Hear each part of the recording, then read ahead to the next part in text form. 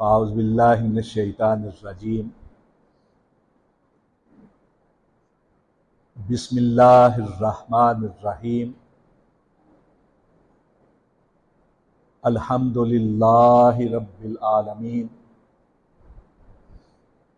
الرحمن الرحیم مالک یوم الدین اما بعد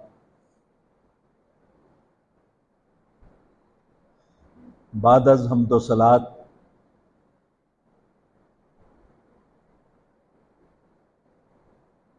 ماہ مبارک رمضان کریم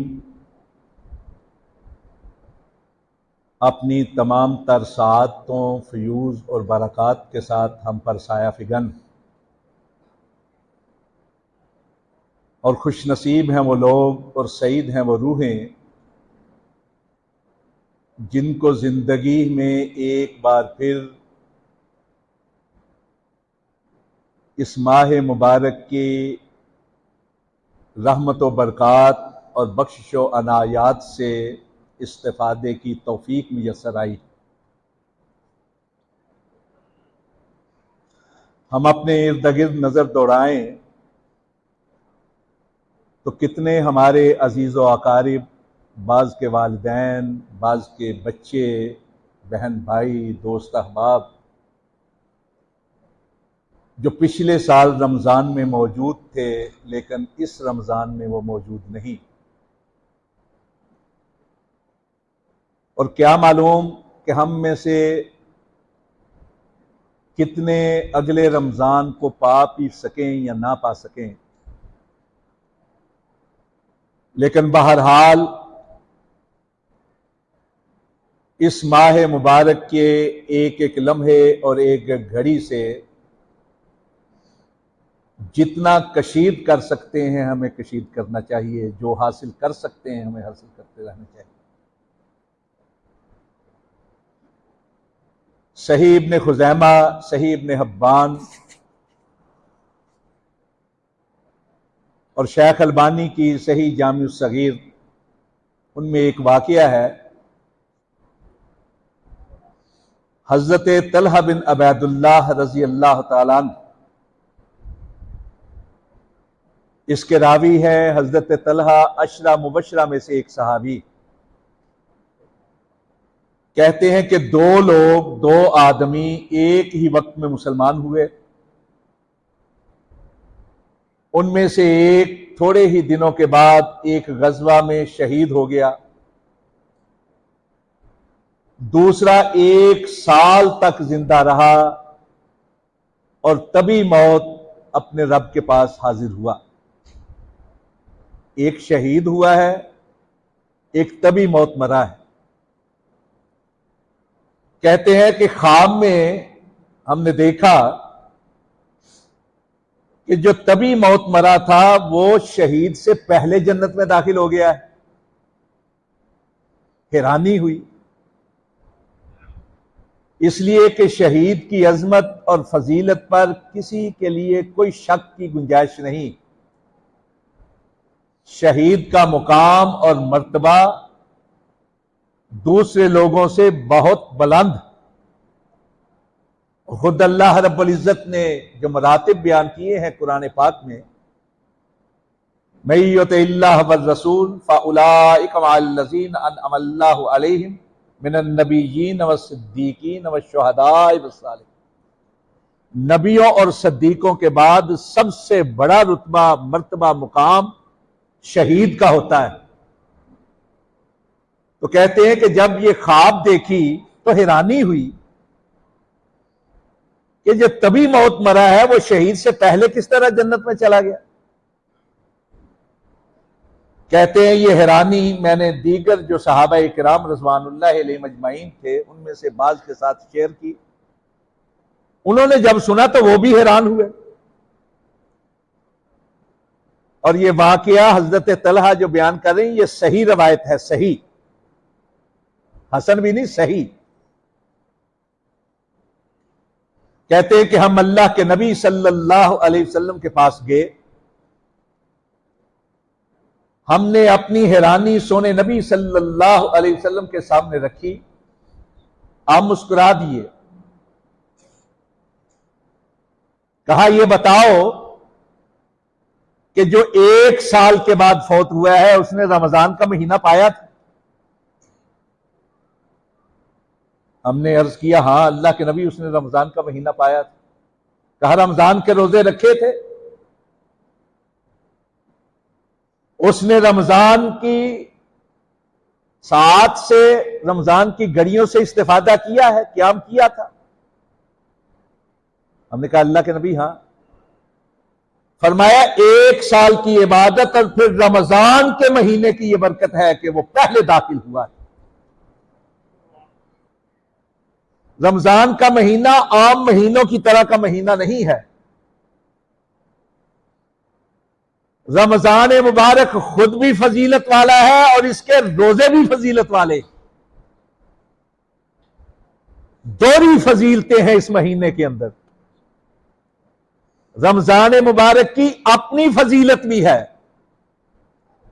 رمضان کے مہینوں کی اپنی فضیلت بھی ہے، رمضان کے مہینے کی بھی برکات ہے اور رمضان کے روزوں کی بھی برکات ہے۔ عام دنوں کا ایک ایک عمل اس مہینے کی برکات کے باعث 70 سے لے کر 700 گنا تک بڑھا دیا جاتا ہے۔ اور روزے تو ہیں ہی ایسا عمل کہ جن کا کوئی مقابلہ نہیں ہے، کوئی دوسرا عمل روزے کا مقابلہ نہیں کر سکتا۔ عام دنوں کے نفلی روزے کے بارے میں سونے نبی نے ارشاد فرمایا لا عدل لہ ولا مثل لہ، کوئی عمل روزے کا مقابلہ نہیں کر سکتا، نہ اس کی مثل ہے نہ اس کے ساتھ موازنہ کیا جا سکتا ہے۔ روزہ دار اللہ کا چہیتا بن جاتا ہے، اس کے سوکھے حلقوم کی بو اللہ کے ہاں کستوری سے کہیں زیادہ پسندیدہ ہے۔ روزہ دار کی مانگی ہوئی دعا قبول ہوتی، روزہ دار کے درجات بلند ہوتے، اللہ کی رحمت و برکات کی برکھا برستی ہے روزہ دار پر رمضان کے باعث۔ وہ لوگ خوش نصیب ہیں، سعید ہیں وہ روحیں جن کو اللہ رب العزت نے اس ماہ مبارک میں خوب استفادے کی توفیق بخشی۔ سونے نبی صلی اللہ علیہ وسلم نے ارشاد فرمایا قد اتاکم رمضان شہر خیر و برکہ یغنیکم اللہ فیہ بالرحمہ وَيَحِطُّ فِيهِ الْخَطَايَا وَيَسْتَجِيبُ فِيهِ الدُّعَاء فَيَنْظُرُ اللَّهُ إِلَىٰ تَنَافُسِكُمْ وَيُبَاهِي بِكُمُ الْمَلَائِكَةَ فَأَرُوا اللَّهَ مِنْ أَنفُسِكُمْ خَيْرًا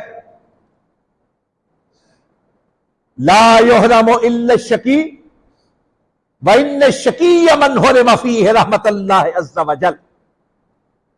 لوگو تم پر ایک ایسا مہینہ سایہ فگن ہوا ہے،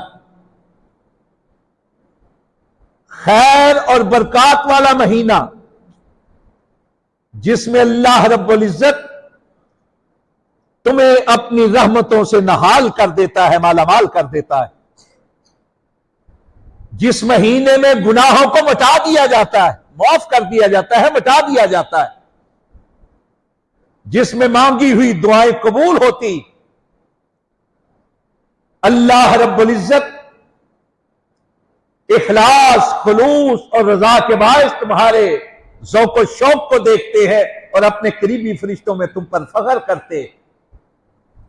تم کو بھی یہ چاہیے کہ زیادہ سے زیادہ نیکی کے کام اپنے رب کے حضور رکھا کرو، زیادہ سے زیادہ نیکی اور خیر کے کام کیا کرو۔ اور یاد رکھو اس مہینے میں سوائے شقی کے، بدبخت کے، کوئی محروم نہیں رہتا۔ اور پھر آگے مزید وضاحت فرمائی کہ شقی وہ ہے، بدبخت وہ ہے یحرم فیہ رحمت اللہ عز وجل، جو اس مہینے میں بھی اللہ کی رحمت سے محروم رہتا۔ دریائے رحمت ہے، ہمارے گھروں کے اندرون سے پورے جوش کے ساتھ موجزن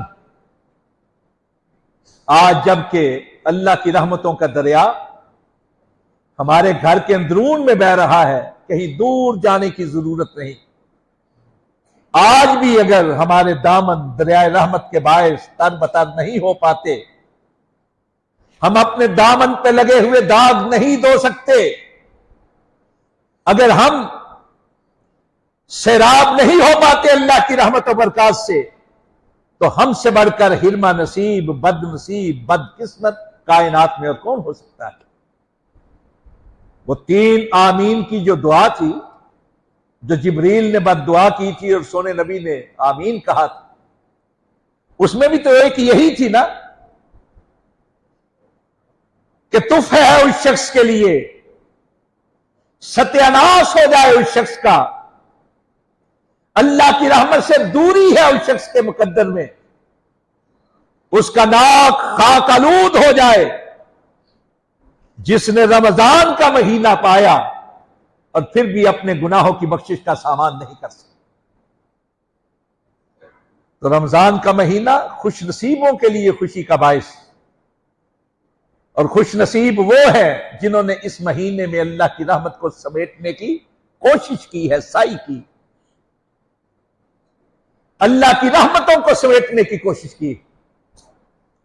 یہ تو عام مہینے کے بارے میں ہے نا، اور جس رات میں آپ جاگ رہے ہیں، یہ رات تو اس میں اور زیادہ فضیلت والی ہے۔ اما عائشہ صدیقہ، صادقہ مصدقہ، طیبہ طاہرہ مطہرہ رضی اللہ تعالیٰ عنہ فرماتی، کانا رسول اللہ صلی اللہ علیہ وسلم یجتہد فی العشر الاواخر ما لا یجتہد فی غیرہ۔ اللہ کے سونے نبی رمضان مبارک کے اس آخری عشرے میں جو محنت کیا کرتے تھے نا عبادت کے اندر، وہ اس کے علاوہ اتنی محنت نہیں کیا کرتے تھے۔ اور سونے نبی کی محنت کا کیا عالم تھا؟ ہماری طرح نہیں۔ سونے نبی صلی اللہ علیہ وسلم کی عبادت کا تو یہ عالم تھا کہ اما عائشہ فرماتی ہے کہ آپ راتوں میں اتنا لمبا قیام کیا کرتے، اتنا لمبا قیام کیا کرتے کہ بعض اوقات آپ کے پاؤں مبارک پہ سوزش آ جاتی، سوج جاتے پاؤں مبارک۔ اور میں عرض کیا کرتی، سونے آپ تو کائنات کی وہ ہستی ہیں کہ جن کے بارے میں ایسا ویسا تصور بھی نہیں کیا جا سکتا۔ لوگ تو عبادت کرتے ہیں کہ ان کے گناہ معاف ہو جائے، جو غلطیاں کر چکے ہیں ان کا ازالہ ہو جائے۔ آپ تو کائنات کی سب سے عظیم ہستی ہے، مدت الدہور وما اتینا بمثلہ وَلَقَدْ أَتَا فَأَجَزْنَا أَن نُّدْرَائِهِ۔ صدیاں بیت گئی، زمانے لگ گئے، کوئی آپ کی طرح کا پیدا نہ ہوا، اور جب آپ دنیا میں تشریف لے آئے، اب قیامت قائم ہو جائے، کوئی آپ کی طرح کا پیدا نہیں ہوتا۔ اب سب سے اشرف ہیں، افضل ہیں، اعلیٰ ہیں، اولا ہیں، کامل مکمل اکمل حیثیت میں پیدا کیے گئے۔ آپ سے بڑھ کر کائنات میں کوئی نہیں۔ آپ کے بارے میں تو ایسے ویسی بات کا تصور بھی نہیں کیا جا سکتا، ایسے تصور کا تصور بھی پیسے گناہ۔ پھر آپ اپنے آپ کو اتنی مشقت میں کیوں ڈالتے ہیں؟ کیوں ڈالتے ہیں اتنی مشقت میں؟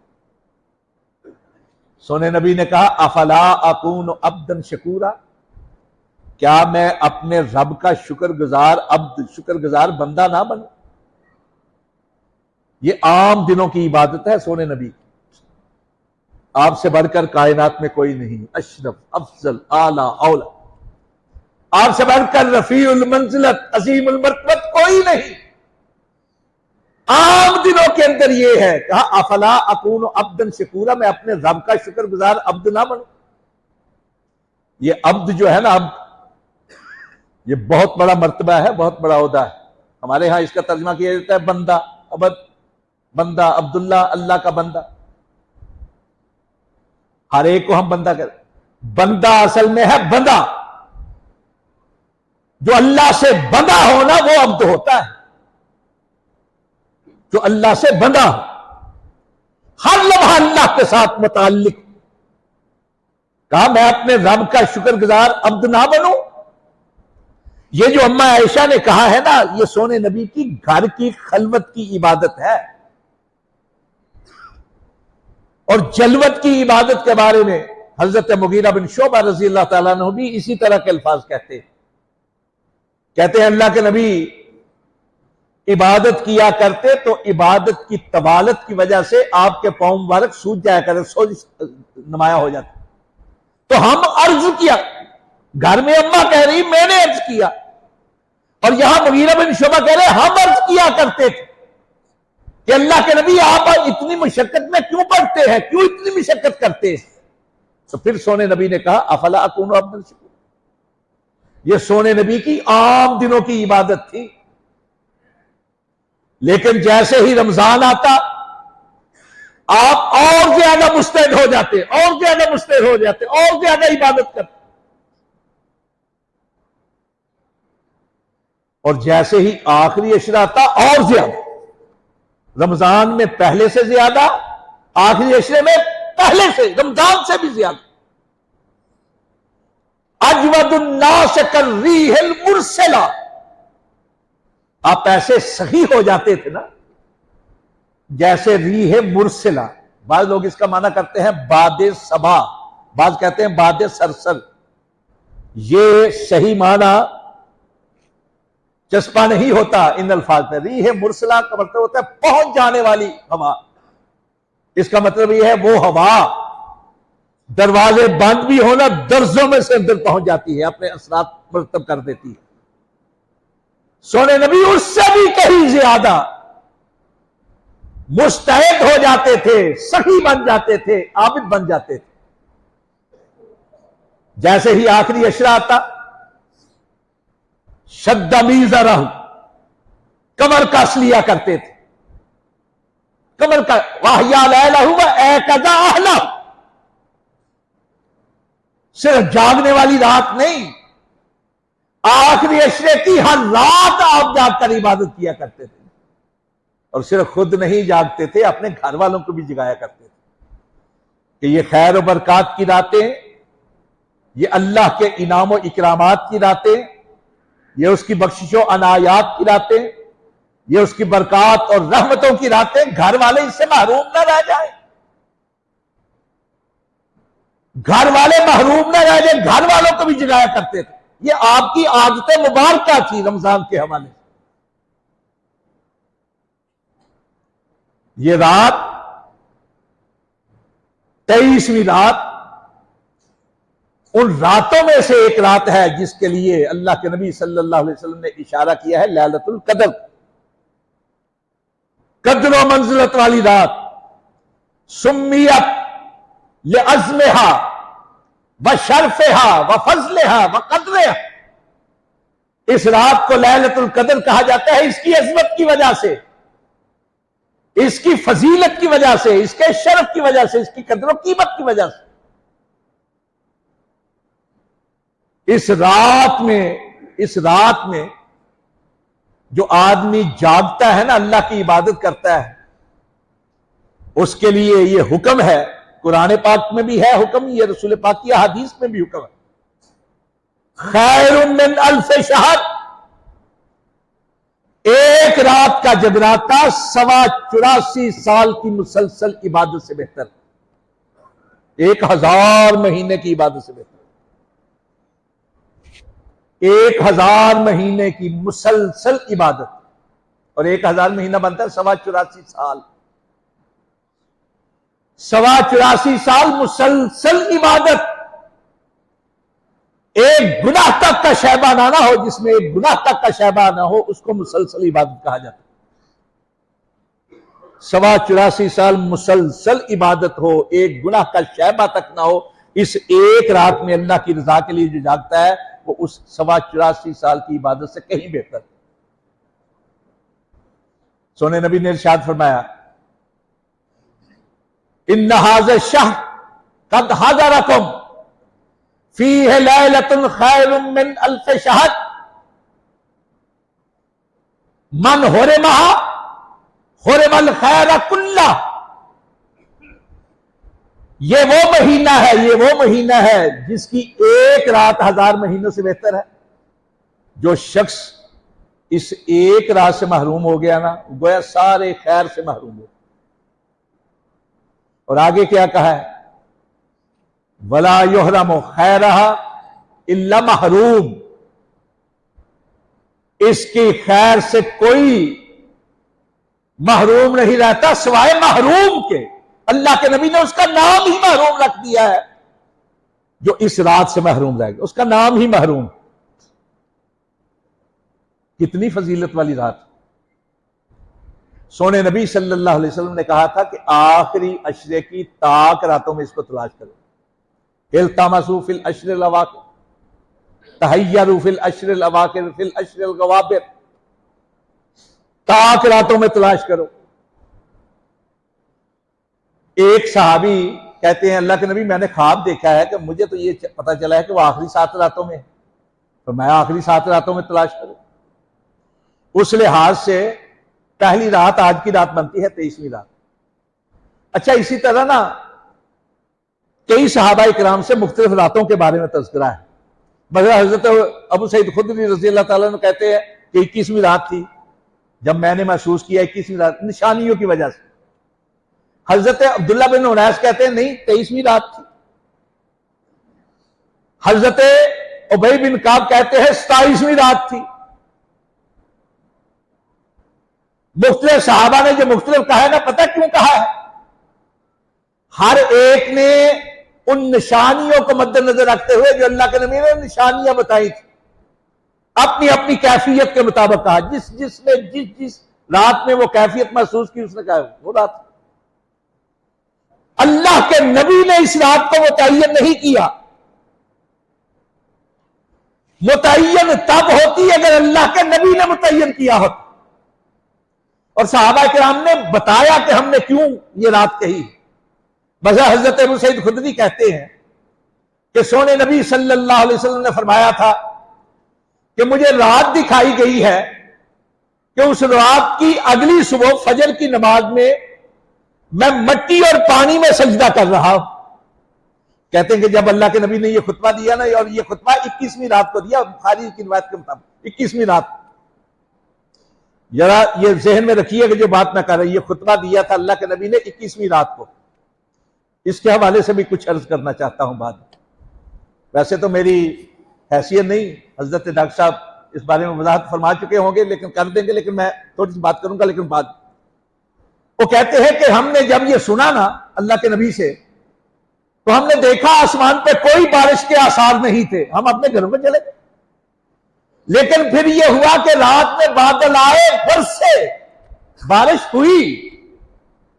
مسجد نبوی کی جو چھت تھی نا، لکڑیاں پڑی ہوئی تھی، اوپر کھجوروں کے پتے ڈالے ہوئے تھے، شاخیں کھجوروں کی، اس میں سے بارش کا پانی نیچے پڑا۔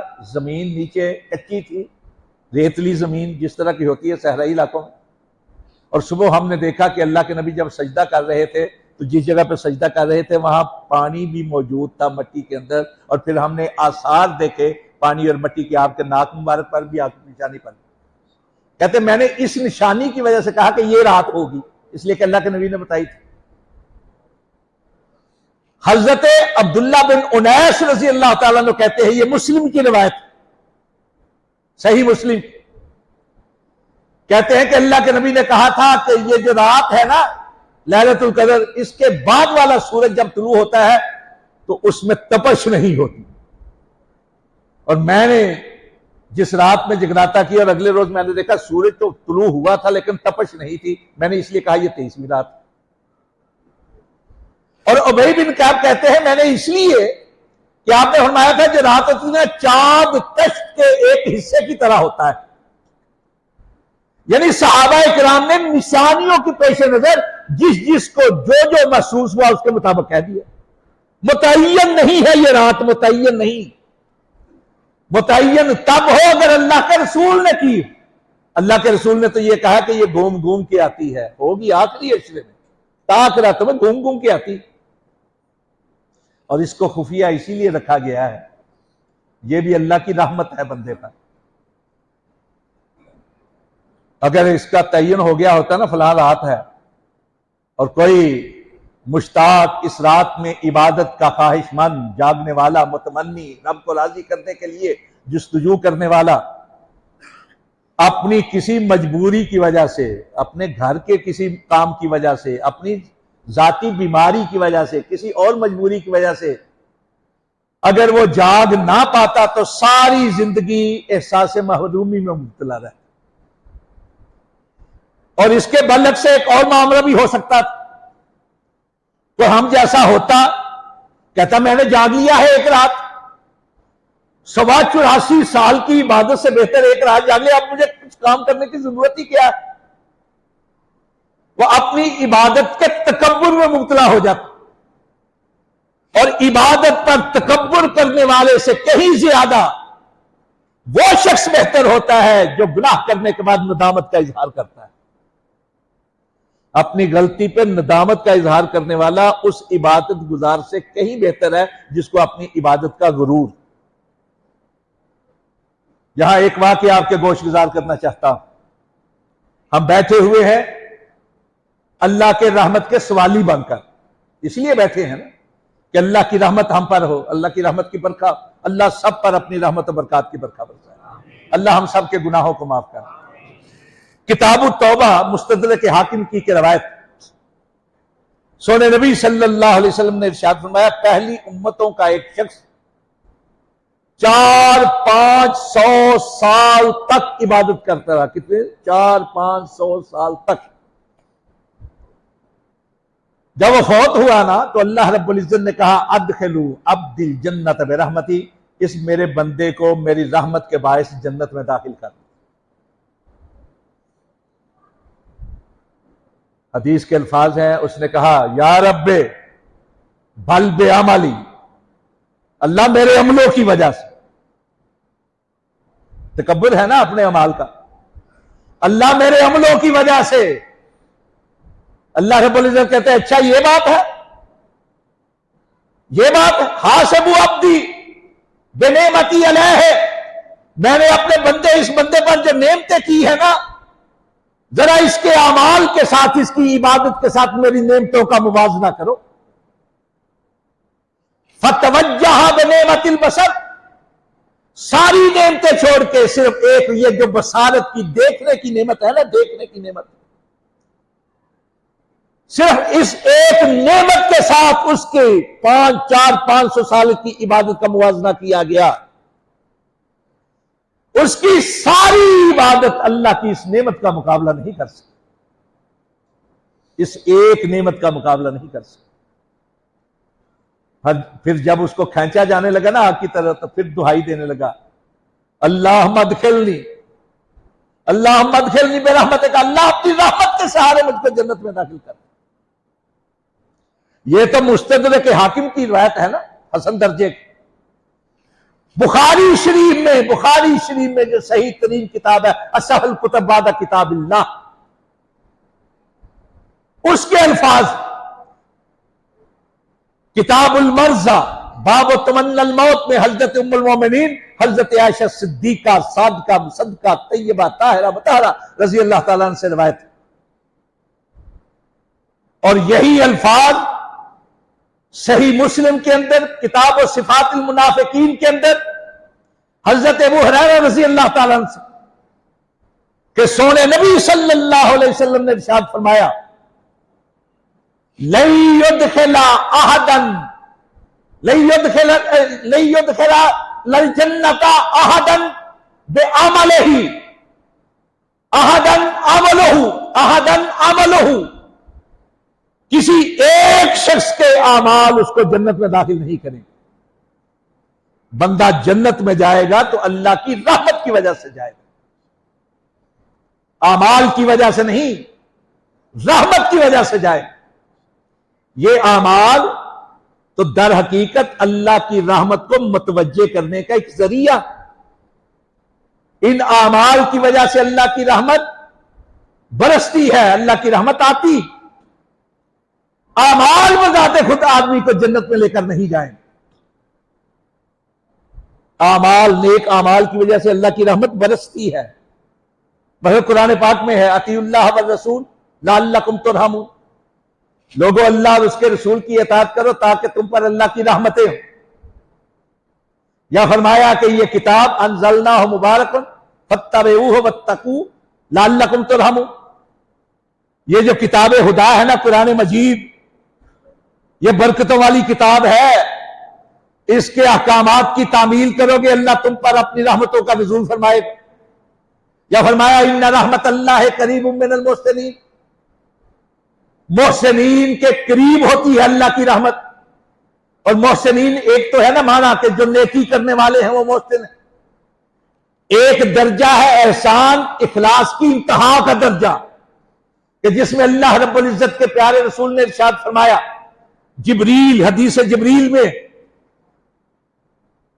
کہ احسان یہ ہے کہ جب تم عبادت کرو نا رب کی عبادت تو اس انداز سے عبادت کرو کہ جیسے تم اپنے رب کو دیکھ رہے، کأنک تراہ، جیسے تم اللہ کو دیکھ رہے، وَإِن لَمْ تَكُنْ كَأَنَّهُ يَرَاكَ، اگر ایسی کیفیت نہیں تو کم از کم یہ کیفیت تو ضرور ہونی چاہیے کہ ہمارا رب ہمیں دیکھ رہا ہے۔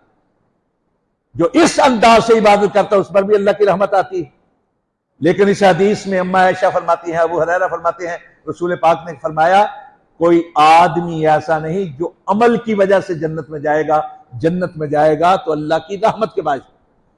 اما عائشہ کہتی ہیں میں نے سوال کیا ولا انت یا رسول اللہ، اے اللہ کے رسول آپ بھی نہیں جائیں گے؟ سوال ذرا غور کیجئے گا، کہا ولا انت یا رسول اللہ، اللہ کے رسول آپ بھی نہیں،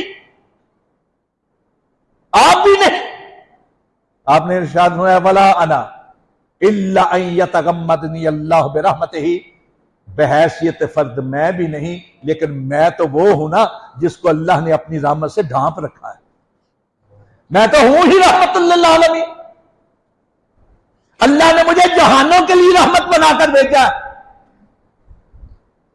میں تو ہوں ہی اللہ کی رحمت، اللہ نے مجھے اپنی رحمتوں سے ڈھانپ لیا ہے، ورنہ بحیثیت فرد کوئی نہیں جائے، جائے گا تو اللہ کی رحمت کی وجہ سے۔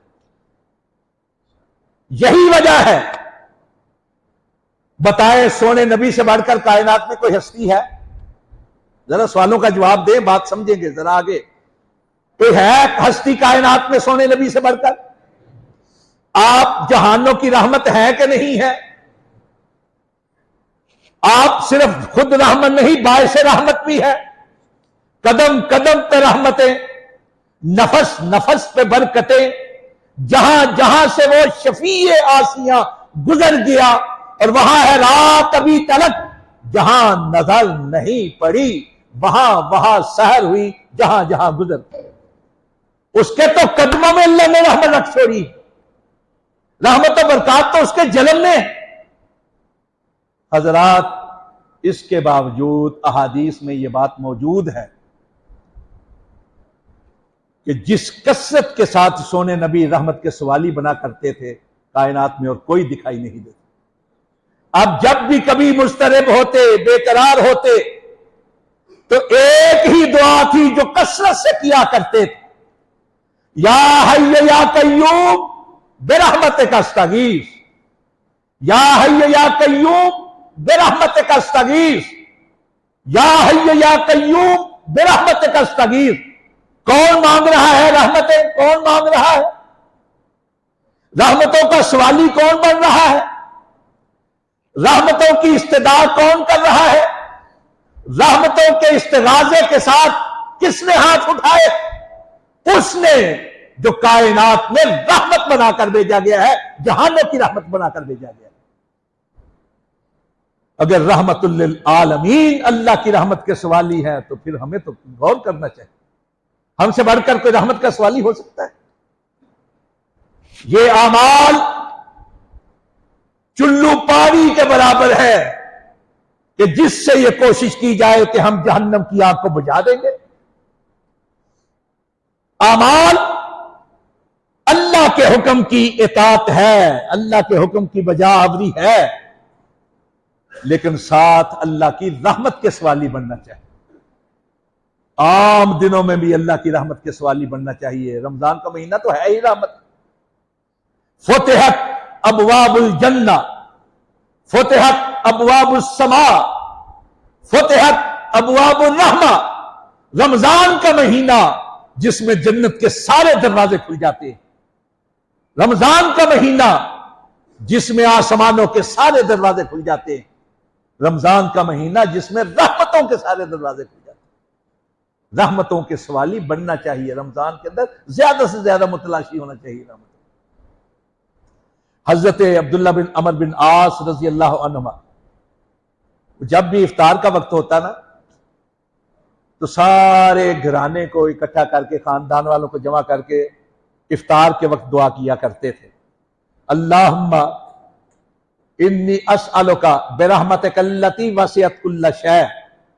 اللہ میں تیری اس رحمت کا سوالی ہوں جو کائنات کی ہر شے پر وسیع ہے، ہر شے پر وسیع ہے. اللہ کی رحمت بے حد ہے، بے حساب ہے، بے شمار ہے، بے کنار. فَقُلْ رَبُّكُمْ ذُو رَحْمَةٍ وَاسِعَةٍ. لوگوں کو بتا دیجئے، کہہ دیجئے کہ تمہارا رب صرف رحمت والا نہیں، وسیع تر رحمت والا ہے. اس کی رحمت وسیع ہے، وسیع ہے. قرآن پاک میں رحمتی وسعت کل شیء. اللہ رب العزت فرماتے ہیں میری رحمت کائنات کی ہر شے پر وسیع.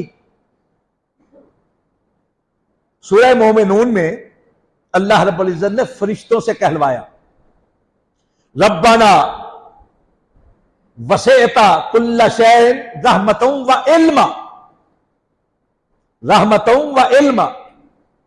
اللہ تیری رحمت اور تیرا علم کائنات کی ہر شے پر وسیع. اب میں ایک سوال کرنا چاہتا ہوں، کوئی اندازہ لگا سکتا ہے اللہ کے علم کی وسعت کا؟ کوئی اندازہ لگا سکتا ہے اللہ کے علم کی وسعت کا؟ کما حقہ کوئی اندازہ نہیں لگا سکتا. صرف اپنے ایمان کی خاطر سمجھنے کے لیے ہم یہی سنتے رہے ہیں، یہی کہتے رہے ہیں، یہی پڑھتے رہے کہ اللہ کا علم ایسا ہے کہ کائنات کے کسی درخت سے کوئی پتا گر کے ٹوٹ کے نہیں گرتا کہ اللہ کے علم میں ہوتا ہے نا. یہ ہمارا عقیدہ اور ایمان. کائنات کتنی وسیع ہے. یہ جو دنیا ہے نا، زمین، یہ جو زمین ہے، زمین، یہ زمین تمام تر وسعتوں کے باوجود اللہ کی پیدا کردہ کائنات میں ایک ذرے کے برابر ہے. ایک ذرے کے برابر، ایک ذرے کے برابر ہے یہ زمین. ایسی کتنی ہی زمینیں، کتنے ہی آسمان اللہ کی کائنات میں موجود ہیں. اس کی ساری کائنات کے اندر کوئی پتا درخت سے ٹوٹ کر نہیں گرتا کہ اللہ کے علم میں ہوتا ہے. یہ اللہ کے علم کی وسعت کا اندازہ نہیں، یہ ہمارے سمجھنے کے لیے ایک مثال. اور اسی طرح کی ایک اور مثال کہ اس کے علم کا کیا کہنا جس نے کائنات کے پیدا کرنے سے 50,000 سال پہلے تقدیر کو لکھ دیا تھا. کائنات کے پیدا کرنے سے 50,000 سال پہلے تقدیر کو لکھ دیا تھا. ایسا وسیع ہے اس کا علم، اتنا وسیع کہ کوئی بڑے سے بڑا صاحب علم اس کا اندازہ کرنا تو دور کی بات، اس کو کما حقہ مثال دے کر بیان نہیں کر سکتے. اور سورہ مومنون میں فرشتے کہتے ہیں کہ اللہ کائنات کی ہر شے پر تیری رحمت اور تیرا علم وسیع ہے. علم کو بعد میں بیان کیا ہے، رحمت کو پہلے بیان کیا. اس کا مطلب یہ ہے کہ اللہ کی رحمت اس کے علم سے بھی زیادہ وسیع ہے. اللہ کی رحمت اس کے علم سے بھی زیادہ وسیع. مسلم کی روایت ہے اللہ رب العزت نے مخلوق کے پیدا کرنے سے پہلے ہی ان اللہ کتب کتابا قبل ان یخلق الخلق، مخلوق کے پیدا کرنے سے پہلے ایک لکھ دیا تھا کتاب، ایک جو ہے نا کتبہ لکھ دیا تھا جو اس کے پاس آج بھی عرش پر موجود، آج بھی عرش پر، عندہ فوق العرش، جو آج بھی اللہ کے پاس عرش پر موجود ہے۔ 3 الفاظ ہیں، رحمتی سبقت غضبی، رحمتی غلبت غضبی، تغلب رحمتی تغلب غضبی، کہ اللہ کی رحمت اس کے غصے پر غالب آ چکی۔ یہ ایک چھوٹی سی مثال ہے وسعت کی، وسعت اس سے کہیں زیادہ ہے، میں ایک چھوٹی سی مثال۔ سورہ نساء کی آیت نمبر 110 کے اندر کہا وَمَن يَعْمَلْ سُوءًا او یظلم نفسہ ثم یستغفر اللہ یجد اللہ غفورا رحیما، جب کوئی شخص برا کام کرتا ہے یا اپنے نفس پر ظلم کر بیٹھتا ہے اور اس کے بعد اللہ کے حضور گڑ گڑاتا ہے، استغفار کرتا ہے، تو اس کو معلوم پڑ جاتا ہے کہ اس کا رب جو ہے بخشنے والا، مہربان، رحمت کرنے والا۔ اور غصے پہ غالب کی انتہا یہ ہے، غلبے کی انتہا یہ ہے، ترمذی کی روایت ہے کہ اگر اس کے گناہ ساری زمین پر پھیلے ہو، آسمان جتنے بھی بلند، اللہ کے حضور گڑ گڑائے تو اللہ سارے گناہوں کو معاف کر دیتا ہے۔ اور اس سے بھی بڑھ کر ایک روایت میں حدیث قدسی ہے، ایک روایت کہ اگر کوئی شخص اپنے سارے گناہوں کو لے کر میری طرف آ جائے، اور اس کے سارے گناہ کتنے ہوں کہ ساری زمین اپنی تمام تر وسعتوں کے ساتھ اس کے گناہوں سے بھری ہوئی ہو، اور اس کے گناہوں کا ڈھیر آسماں کو چھو رہا ہو، اتنے گناہ لے کر بھی میری طرف آ جائے، ندامت کا اظہار کرے، عزتی و جلالی و علو و مکانی، مجھ کو اپنی عزت کی قسم، اپنے جلال کی قسم، اپنی اونچی شان کی قسم، میں اس کے سارے گناہوں کو معاف کر دیتا ہوں۔ موتی سمجھ کر شان کریمی نے چن لیے وہ قطرے جو تھے میرے عرق انفعال، کوئی اس کی طرف آئے تو صحیح، کوئی اس سے لو لگائے تو صحیح، کوئی اس کے سامنے دامن پھیلائے تو صحیح، ہاتھ اٹھائے تو صحیح، گڑ گڑائے تو صحیح، پھر دیکھے کہ اس کی رحمت بے حد ہے، بے حساب ہے، بے شمار ہے۔ اللہ رب العزت ہمیں اس رات کے توسط سے، اس رات کے توسط سے اپنے حضور گڑ گڑانے کی توفیق عطا بخشے۔ اللہ ہمارے گناہوں کو معاف کر دے، اللہ ہمارے گناہوں کو معاف کر دے، اللہ ہم پر اپنی رحمت و برکات کی برکھا برسا دے۔ اللہ ہمارے دامن مختصر ہیں، محدود ہیں، چھوٹے ہیں، لیکن تیری رحمت بے حد ہے، بے حساب ہے، بے شمار ہے، بے کنار ہے۔ اللہ ہمارے دامن اپنی رحمت سے لبالب کر دے، لبریز کر دے، معمور کر دے، بھرپور کر دے۔ اللہ ہماری دنیا کو بہتر کر دے، ہماری آخرت کو بہتر کر دے۔ ربنا آتنا فی الدنیا حسنۃ وفی الآخرۃ حسنۃ وقنا عذاب النار۔ ربنا تقبل منا انک انت السمیع العلیم وتب علینا انک انت التواب الرحیم۔ سبحان ربک رب العزۃ عما یصفون وسلام علی المرسلین والحمد للہ رب العالمین۔